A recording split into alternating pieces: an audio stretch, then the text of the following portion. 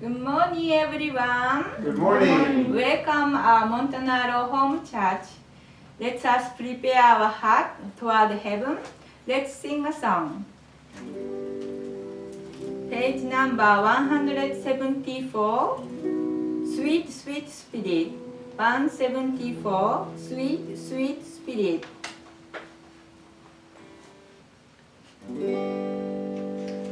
There's a sweet, sweet spirit in this place,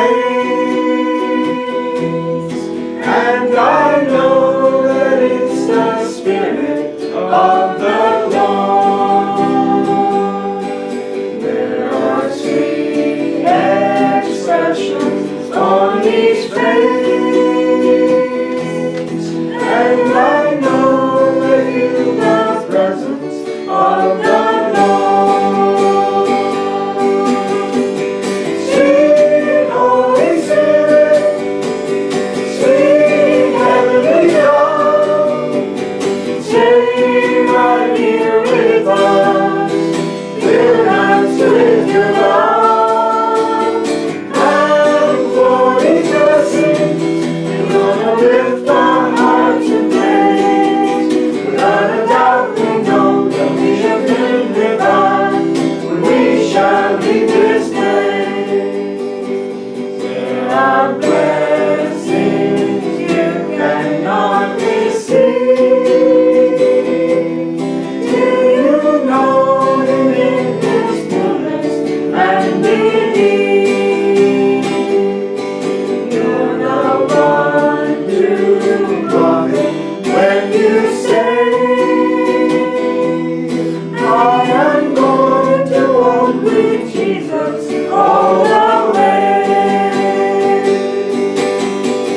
Sweet Holy Spirit, sweet heavenly dove, stay right here with us, fill us with your love, and for His blessings, we're gonna lift our hearts in praise. Without a doubt, we know that we have been revived when we shall leave this place. If you say He's saved you from your sins, now you're weak, you're bound and cannot enter in. And make it right with you with me.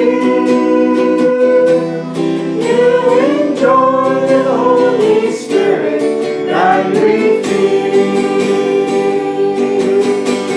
Sweet Holy Spirit, sweet heavenly dove, stay right here with us, filling us with your love, and for His blessings, we're gonna lift our hearts in praise. Without a doubt, we'll know that we have been revived when we shall leave this place.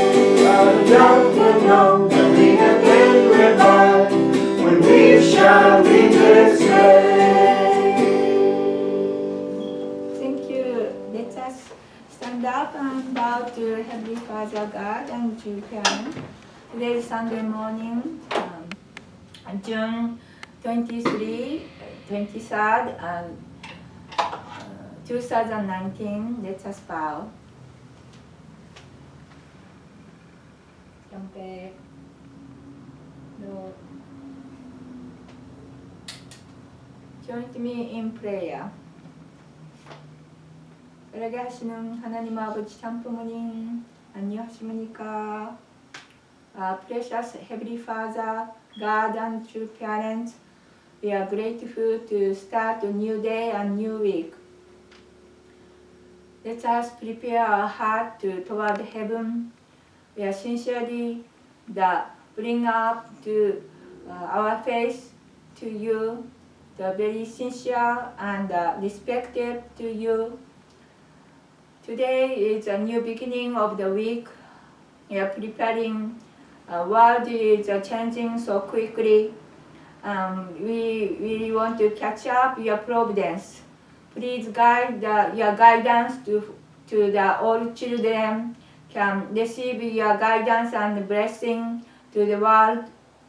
Please guide today this time to receive your word through our pastor, and we can understand your providence, and we can prepare our heart and adapt it to your principle in our life, and become the mature and beautiful person to be, and make a beautiful family and community and the world. Please bless this time. Thank you very much. I report in the name of Raman and Tamiko Montanaro, blessed Central Family. Aju, Amen. Amen. Thank you. Please seated and welcome Pastor Montanaro. Thank you. Welcome.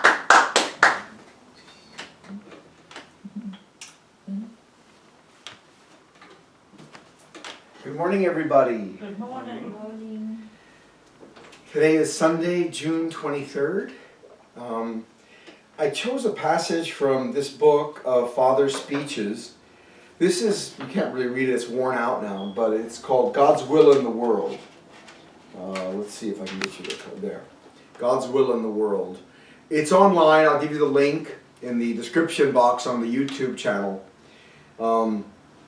This is a book of speeches that Father chose from hundreds, maybe thousands of speeches that he had given over the, maybe since, this book was compiled in 1982. So let's say from 1952 when Father began speaking and his speeches were recorded by his disciples. For 30 years Father had been speaking every day, and many of those speeches were recorded. Most of them were recorded. So you're talking about thousands of speeches that Father had given. And he read through them when he was in prison in Danbury Federal Penitentiary in Connecticut. And he'd been imprisoned unjustly, and he was accused of misusing our church money, even though our church members said that wasn't true, that the money belonged to the church. But the court, because there was such negativity against our movement, they chose to believe that Father could control everything, because they considered us to be brainwashed after all, so we had no freedom of thought. And therefore, Father, when the money was spent for campaigns to speak or different public activities that our movement was doing, the court chose to view those activities as just an extension of Reverend Moon's own private life.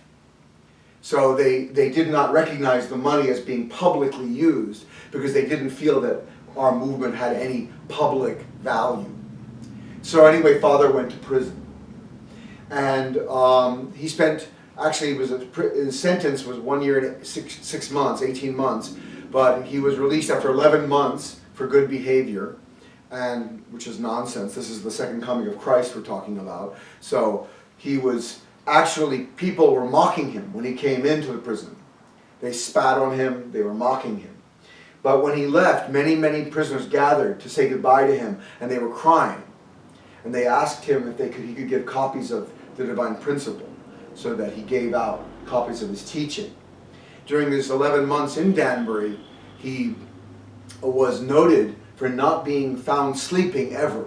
Even his closest disciple, Japanese disciple, Mr. Kamiyama, who was imprisoned with him for about 8 months, never found him sleeping. He chose the top bunk, which is the most uncomfortable. You have to climb up. And he gave Mr. Kamiyama the lower bunk. He never went under his blankets, because he didn't want to take the time for himself to get inside the blankets. So he just lay down on top of the bunk. And then he would straighten out his bed. His bed was always neatly made. And he would be the last one to sleep. Mr. Kamiyama never saw him sleeping. He was always in prayer. He asked if he could use the chapel, and they said, sure, what time? He said 3:30 in the morning.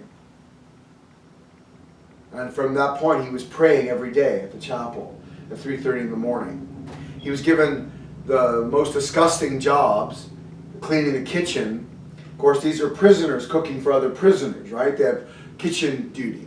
So these are not people, kitchens are generally dirty places. In a restaurant or something, there's a lot of grease, a lot of fat splattering everywhere, and the rags get kind of musty, right, and stinky sometimes. But in a prison, you can imagine nobody wants to clean anything.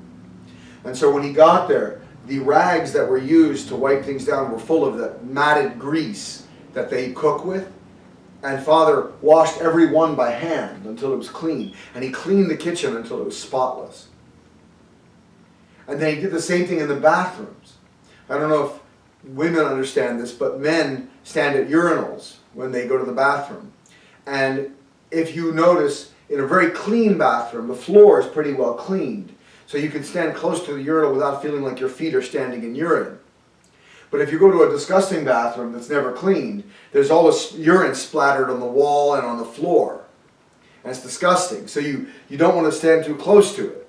Well, in a prison, it was so disgusting. There was yellow, matted yellow urine, thick, kind of like paste almost, on the floor and on the walls all around. And the men would just stand wherever and pee.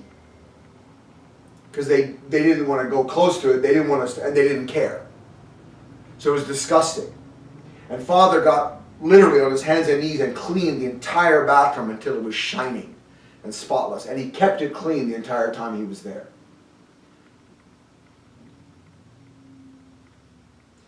This is the second coming of Christ. And we put him in jail in the United States. So we have the sin on our collective national consciousness. And we have to pay for that sin. The best thing we can do, actually, is if a president has the courage to officially pardon him. Now, actually, a pardon is a funny thing, because a pardon says you committed the crime, but we're not going to make you pay for it. Usually a pardon is done before the sentence is carried out, so you don't have to go to jail. But you can still pardon someone after the fact to wipe their record clean. The presidential pardon has that kind of power. But it isn't really going to be the same thing. The Supreme Court should look at the case again, and they should declare him innocent. That would be the right thing. Anyway, I wanted to read to you today's sermon. I'm going to entitle The Heart of a Champion. I want to read to you from Father's speech in this book.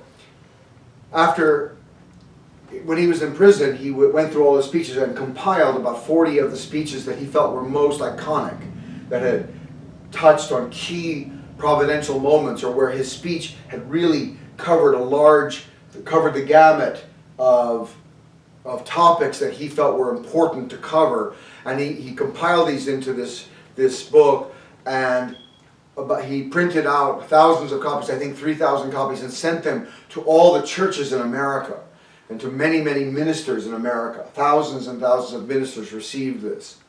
I don't know who read or didn't read it, but this book was sent to many ministers, Christian ministers. Interestingly, when Father was in prison, a common suffering fellowship was founded by Christian ministers who had heard divine principle, and they felt that Father had been unjustly imprisoned. And they gathered together and they made a makeshift cell, like a cage, and they spent the entire time that Father was in prison, there was always a minister in the cage, publicly kind of suffering with Father. And when he came out of prison, I don't know if any of you remember Jerry Falwell. He was the leader of the Moral Majority, which was a white Southern Baptist kind of Christian, very strong conservative Christian movement. Jerry Falwell was a leader of that in the 70s and the 80s. And Joseph Lowery, on the other side of the spectrum, was a black Christian leader, the head of the Southern Christian Leadership Conference, which was the group that Martin Luther King Jr. started to fight for civil rights, so that Christians could fight for civil rights. So on the conservative and on the very liberal end, you have white and black ministers. And Joseph Lowery and Jerry Falwell, along with 1,800 other Christian ministers, welcomed Father in a banquet in Washington, D.C. in 1984 when he came out of prison, 1985 when he came out of prison. They welcomed him as a hero and a champion of religious liberty in America. So they pronounced Father innocent. These are the Christian ministers of America. And none of them really historically had agreed with Father's theology and what he stood for. They They couldn't accept him being the second coming of Christ exactly. Some of them may have secretly done so. But they welcomed him as a hero of religious liberty and a champion of religious freedom in America. This is the day he steps out of prison. So Father, by going to prison, actually turned American Christianity around. He was never afraid to go to prison. We were weeping as he went to prison. But he was never afraid. He said God is preparing something, and God will do something great with this. This is Father's heart. And after he came out of prison, this group of ministers became known as the ACLC, the American Christian Leadership Conference.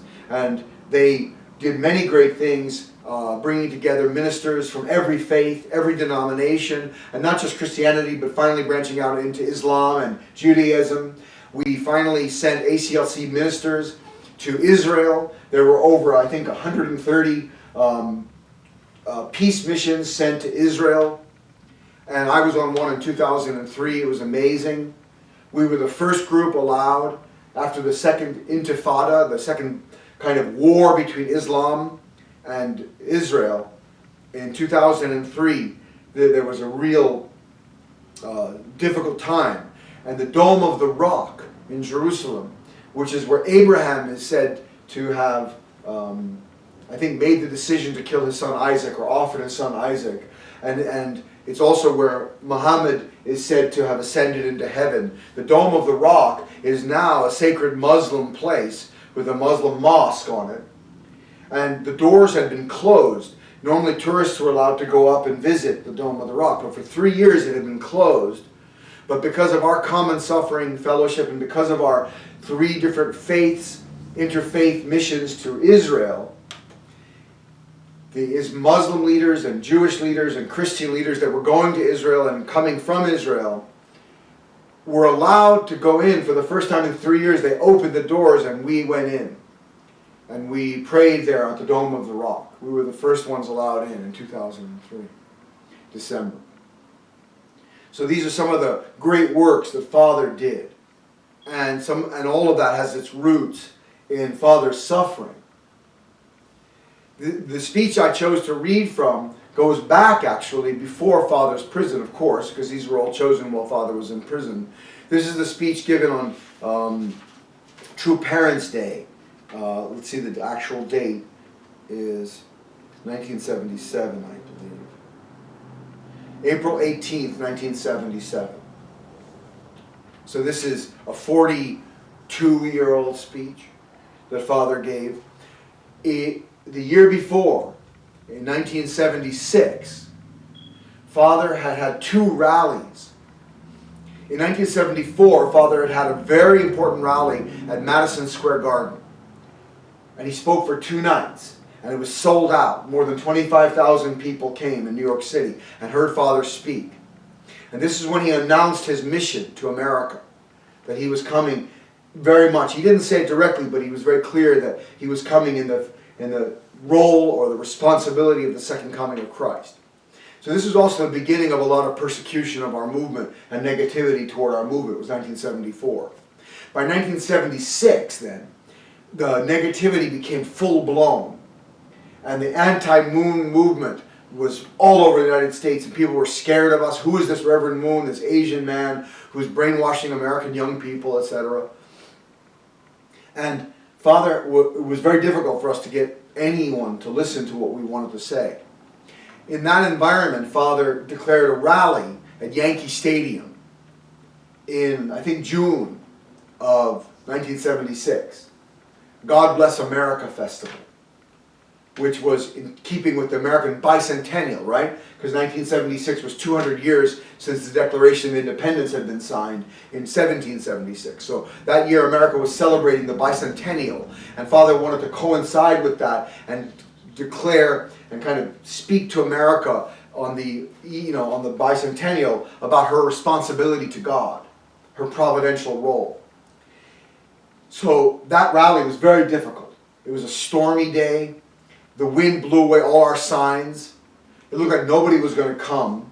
And then suddenly at the last minute the sun came out Right before Father began speaking, it was pouring with rain and windy. And then the sun came out and many people came into the Yankee Stadium and Father could speak successfully at the rally. Father said that was like the crucifixion. The first rally was like first Adam. The second rally was like second Adam, Jesus, the crucifixion. Then Father immediately decided to have a rally at Washington Monument in the same year, 1976, on September 18th. We didn't even have permission from the National Park Service to use the main plaza, right? The Washington Monument stands above the pool, the wading pool, right, which you've all seen in Forrest Gump, right? The famous scene in Forrest Gump when he's speaking in the anti-war rally that was there. That's been a central place for rallies in this country. But no religious leader had ever really successfully used that place. I think Billy Graham had done a rally there, but I'm not sure. That was like in the 50s. But Father said, we're going to bring, we're going to fill up Washington Monument Plaza. Now that's a very difficult thing. That place can hold, several 100,000 people. And if you don't have many people, it looks empty. If you have like 20,000 or 10,000 people, it looks empty. So it's very challenging to have a successful rally there. And our movement was probably only 3,000 people at the time. We had almost no members in America in 1976. And we just had this very difficult rally at Yankee Stadium. So then Father declares, I want to do a rally in the same year, in September, which is only 2 months away. We don't even have permission yet. We only got permission 40 days before September 18th. We had 40 days to actually organize and mobilize people to come to Washington Monument. Our members didn't sleep. Father didn't sleep. And let me read you Father's words about his preparation for the rally. By the way, the rally was a complete success. 300,000 people came, which is literally almost impossible considering the amount of people we had and the time we had to prepare. And it was packed, and Father spoke powerfully at a wonderful rally. We had the New Hope singers sang, and we had the Universal folk, the folk ballet, and so we had many acts and performing. And then Father spoke as the sun was setting. And Father spoke for like 2 hours or something, or an hour. I forgot how long he spoke. I wasn't a member at the time. I was only 16 years old, and I was living in Maine at the time. I didn't attend. America should have declared victory together with us, but America failed to do that. Many well-meaning people even advised me that for the sake of the church, we should be a little more quiet. Why do you want to make all the commotion of a Washington rally? Even some of our leaders came to me saying, Father, this will be a blunder. We just did Yankee Stadium, and we need more money, more men. It is really impossible to do it this year. But I remained determined. This is the showdown of my lifetime. I will give my sweat, my heart, and my life to do it. I decided to give everything, myself, my family, our members, whatever economic strength our movement could mobilize, everything that I could possibly give to successfully make that offering to God in Washington. This was not actually my showdown. It was God's showdown. Think about Jesus going to Rome and organizing a rally at the Colosseum for God's will. This is what Father was doing. America is the modern day Rome. Father is the modern day Jesus. Korea is the modern day Israel. A small occupied country disrespected by other countries. And Jesus was born in that small country. But his mission was to bring God's truth to the whole world. And the Roman Empire had been prepared with roads leading all over the known world, right? And the power of the Roman Empire was waiting for an idea to come, Jesus' idea to come. But Jesus was crucified. And because of that, the Colosseum was not used as a place where Jesus could speak publicly and convince the world not only of his own position as the Messiah, but of the position of God, that we should all worship God. because the Romans didn't worship God. So the Colosseum ended up being used to murder Christians, to feed Christians to lions, to persecute Christians. The Colosseum and the Circo Massimo, the circus, I don't know how to translate it into English. Circo Massimo in Italian. It was like a small Colosseum, also in Rome. Those two were used to feed Christians to lions and things. But think about Jesus making a rally as a man, kind of finally bringing victory in Israel, and then being somewhat infamous and famous and going to Rome and organizing a rally. This is what Father was doing in the modern Rome of America. So he said this was not actually my showdown, it was God's showdown. I knew that God could not afford to fail in Washington, and I knew that God was the most anxious. Therefore, I was confident that God would come to our aid, and I had only one conviction. We shall succeed. We shall win. I want you to know that September 18th, 1976 was like my day of execution. I deeply felt like a criminal who had been sentenced to death and was going out to be executed. That is how serious I felt that day. Utterly, dead serious.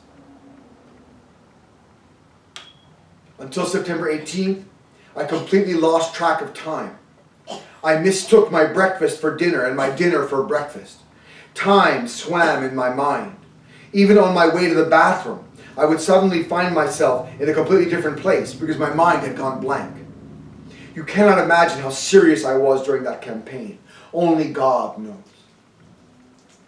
So if you want to accomplish something great, if you want to become a champion, you have to forget yourself. You don't become a champion by becoming arrogant.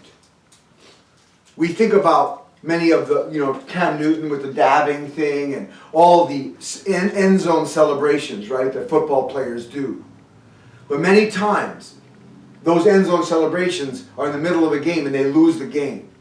And then you think back and you think how foolish they looked, celebrating before they actually won the game.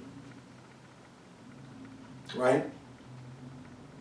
It's important, in other words, that a heart of a champion is incredibly humble, not arrogant. That you look at your life and you see it from a bigger picture. That you're not doing it for yourself. If you're doing it for yourself, you can become arrogant. You dab. You do all these things like to celebrate yourself.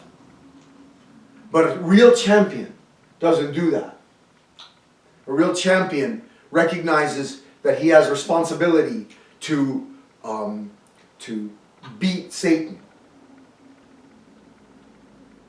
And he has a responsibility to destroy something bad and something evil.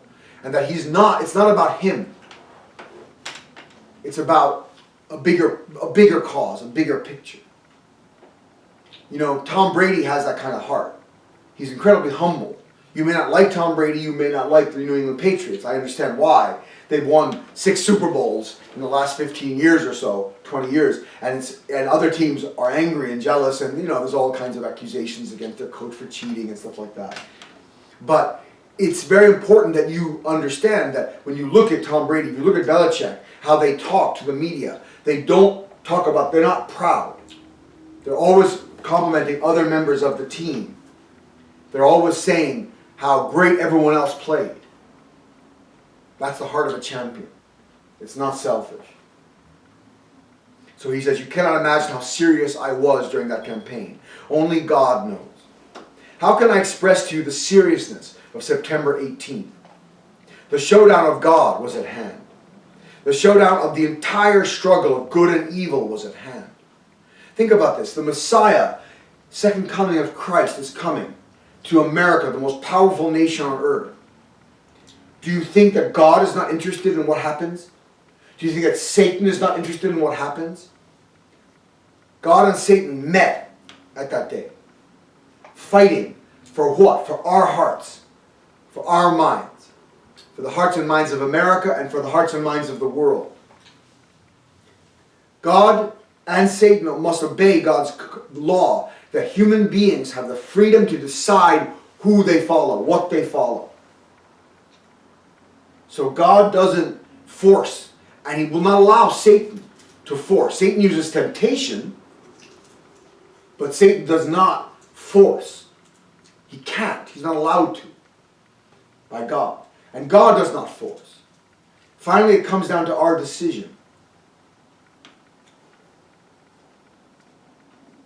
So he says, how can I express to you the seriousness of September 18th? The showdown of God was at hand. The showdown of the entire struggle of good and evil was at hand. The entire destiny of the Unification Church was before me that day. Unless all the conditions could be established for God's power and the entire spirit world to be connected to the earth on that day, I knew that I would not succeed. I was utterly serious, and I did it.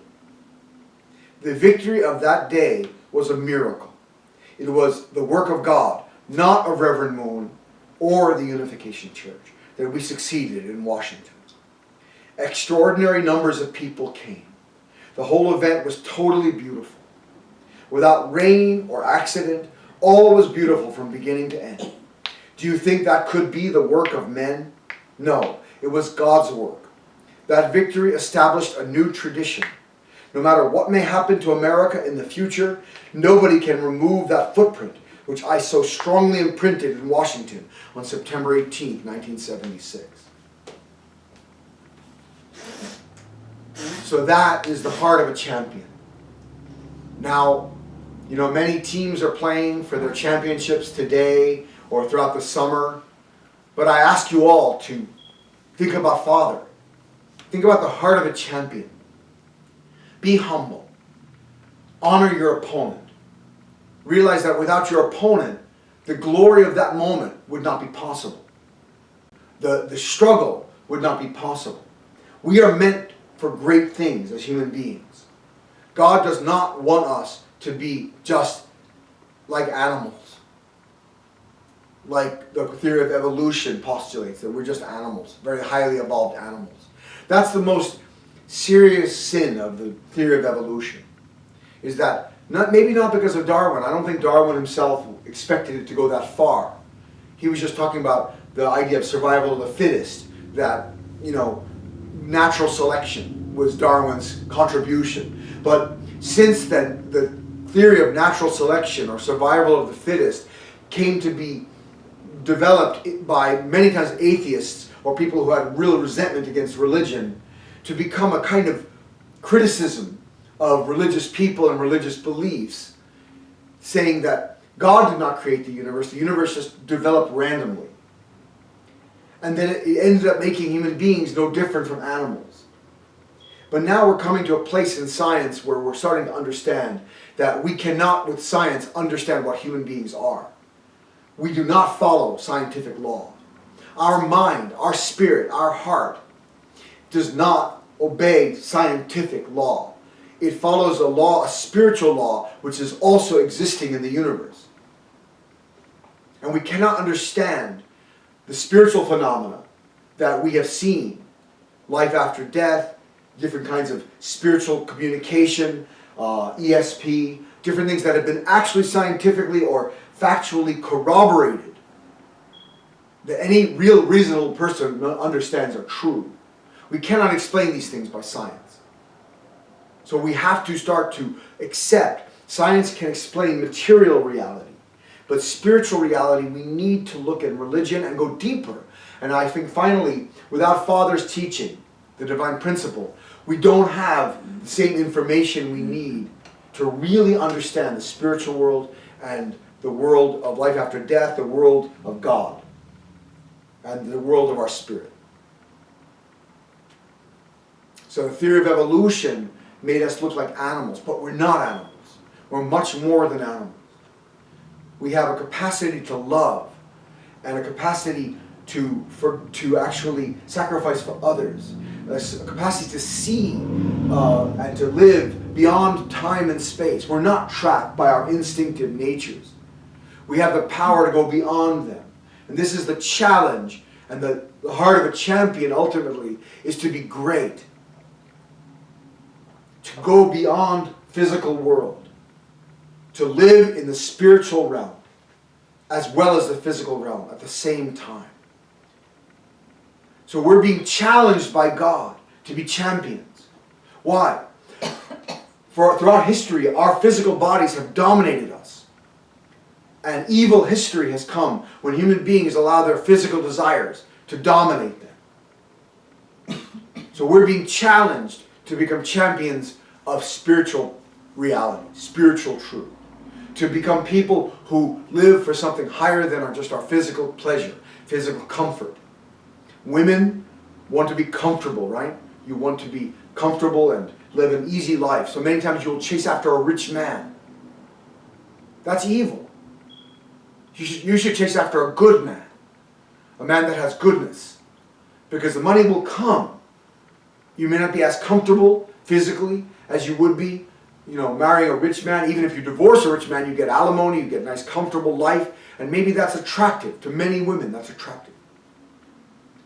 But you should you should live for marrying a good man, a man of goodness, a man who puts God first. And men, we should not chase after just a physically beautiful woman. But we should look for a woman who understands the value of God and the value of love and the value of family, who lives for the sake of something greater than herself. Not a selfish woman. Many times, the most beautiful women, the supermodels, are incredibly self-centered, right? They have to be, to promote themselves as a supermodel. And with cameras clicking them all the time, how beautiful they are, and airbrushing out all their flaws, and they're on the cover of all these magazines. How can they be, unselfish and forget themselves? They're the center. Actors, sports figures, these people that our society puts up as great, many times are incredibly self-centered. They almost are guaranteed to be almost self-centered because their life is all about them. They have agents that are PR agents, right? Public relations agents that basically are selling them. The agent is a salesman and the product is them. When you're an actor, you have an agent that sells you. You have, 8x10 glossies that, you have your straight front shot, side shot, full body shot. You have your resume of I can do this and I can do this and I can do this. It's very self-centered. And if you become successful, you become even more self-centered. And if we look, we can see that good and evil, really, you can see that the world of sports, the world of celebrity, is really evil, right? People are drug addicted. Most celebrities have gone through drug addiction and rehab. They have many wives or husbands. They're having sex with many different people. They're partying all the time. And maybe some of us think that that's a wonderful lifestyle. But from God's point of view, we can tell that's not what God wants. And so, we should search for not the Uber models or the celebrities. We shouldn't try to marry or be connected in relationship with someone who's famous just because we think we can be comfortable or live a good life. We should not seek after money first. As Jesus said, seek ye first the kingdom of God and His righteousness, and all these other things will be added unto you. So we have to live for the sake of the kingdom of God. And then all these good things can come to us. But they don't come in a way that hurts us. We don't get suddenly rich. It's not like the lottery. You know what happens, right, to lottery winners? Right? What happens to lottery winners, usually, when they get $2 million suddenly? Somebody murder somebody. Well, that happens sometimes, but usually what happens? Taking away. They waste it. They waste it. Within 2 years, they're broke again. Almost all of them. It's amazing. We all think that winning the lottery will make us happy. Being happy will make you win the lottery, not the other way around. Not the lottery of choosing numbers, but being happy will make you win the lottery of life, that your life will become what it should be. And being happy comes from a relationship with God. Not from money, not from sex, not from power, not from fame. being happy comes from having a deep relationship with God, knowing God. Because then your life has meaning and your life can connect to its eternal value. And so the heart of a champion is the heart of a person who will fight against his physical addictions and desires until he, never giving up, until he becomes free of physical desires and addictions and becomes God's son or daughter. That's the heart of a champion. Father had to carry that to an extreme that no man in history will ever have to do again. As the second coming of Christ, he had to walk a course that no one else had to walk. Up to the cosmic level. He had to liberate even the spiritual realm, hell. He had to actually liberate hell. And he had to liberate hell on earth. He had to fight communism, immorality, the breakdown of religion, the breakdown of faith, the breakdown of the family. He fought against all these things and he was victorious. Father's course was the model course. But we have to at least inherit it and do our best to follow and become one with Father. So in your life, that's your challenge. Can you do that? Do you have the heart of a champion? Let's all we'll check ourselves and find that heart of a champion. And if you don't have it today, you have tomorrow and the next day. You can never give up. That's also the heart of a champion, that you keep trying. Even if you get knocked down 100 times. Do you have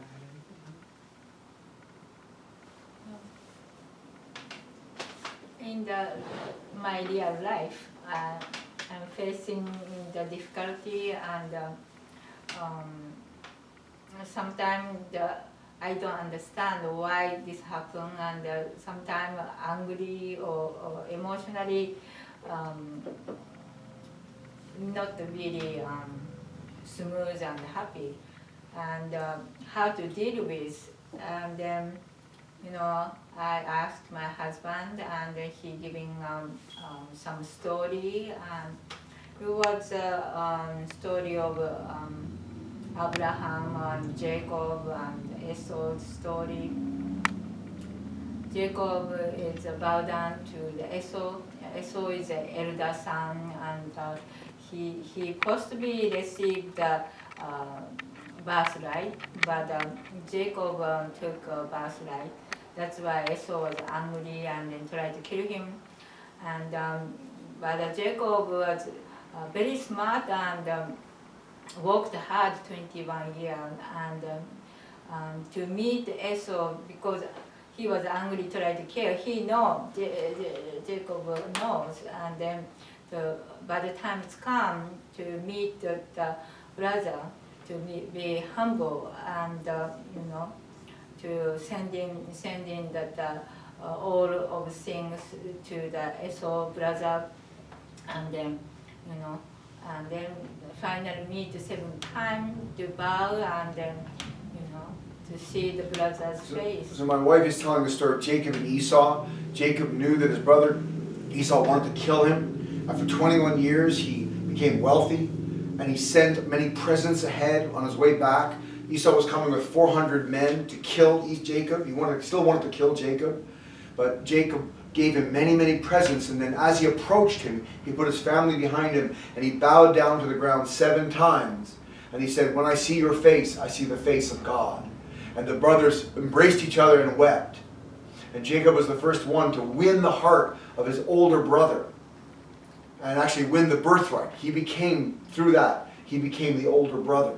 He took the position of the older brother, Jacob. Yeah, that's a meeting, and I have to get some sign from this professional and very powerful person to, and then look at myself.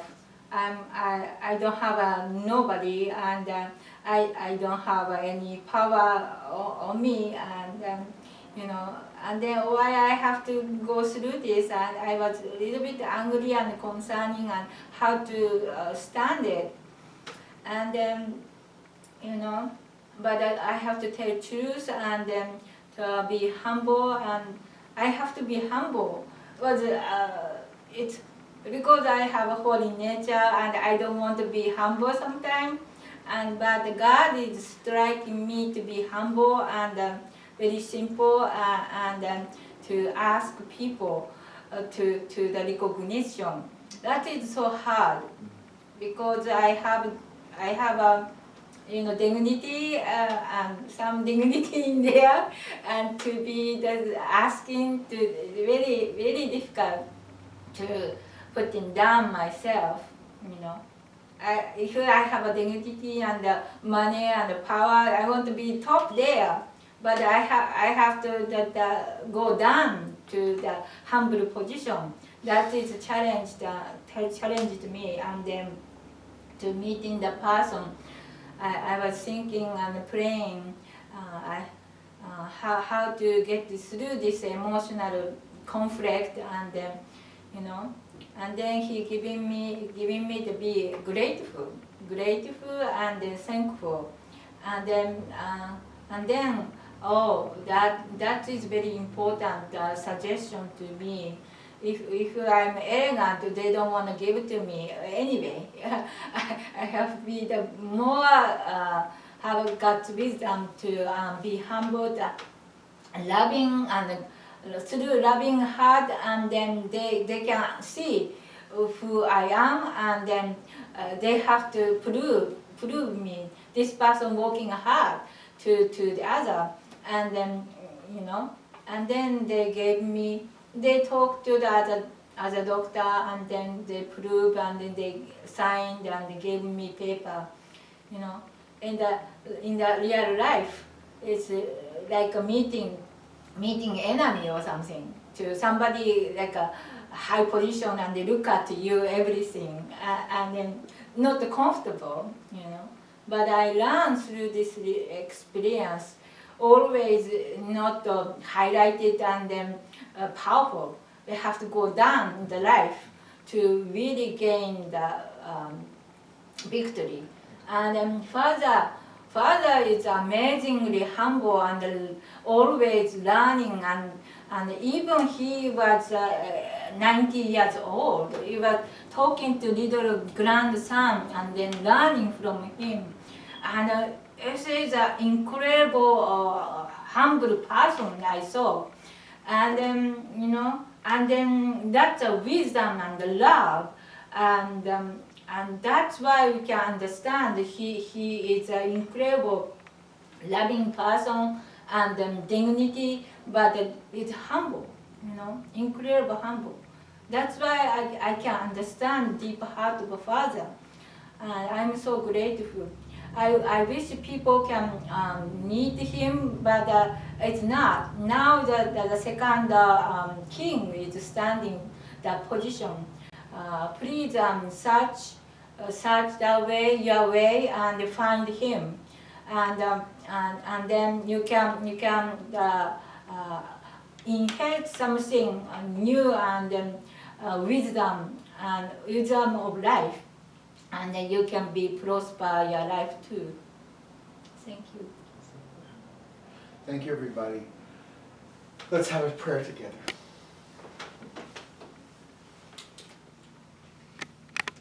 Dear Father, thank you so much for loving our family and taking care of our brothers and sisters at home, who people are watching. We'd like, Father, to inherit from Father.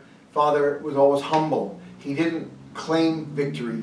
He waited until the victory was given him by the people that he was serving. Father, he always served and loved, and then brought the victory through service and love and humility. He wasn't an arrogant champion. He was a humble champion, a champion of humility. And Jesus was also a champion of humility and love. So Jesus and Father showed us your way, Father, the way that you want us to grow, the way that you've gone, in wanting to bring Satan to surrender naturally. You want Satan to surrender to you. You want all evil to surrender to you, Father. And I pray that we can surrender to you. And then, because we have evil in us too, that we can start the process of surrender by surrendering ourselves to you, Father. And then we can help our family and our friends to surrender.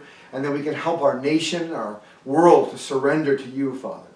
The world will become a true world when everyone in the world surrenders to you as the true parent of all humankind. I pray this day can come quickly, and I offer everything to you and offer this report in the name of Raman and Tamiko Montanaro, a blessed central family. 축복 중심 가정 라만과 타미코 몬타나로 이름으로 포고드립니다. 아주. 아멘. Amen. Thank you, everybody. Thank you. Thank you, Rama.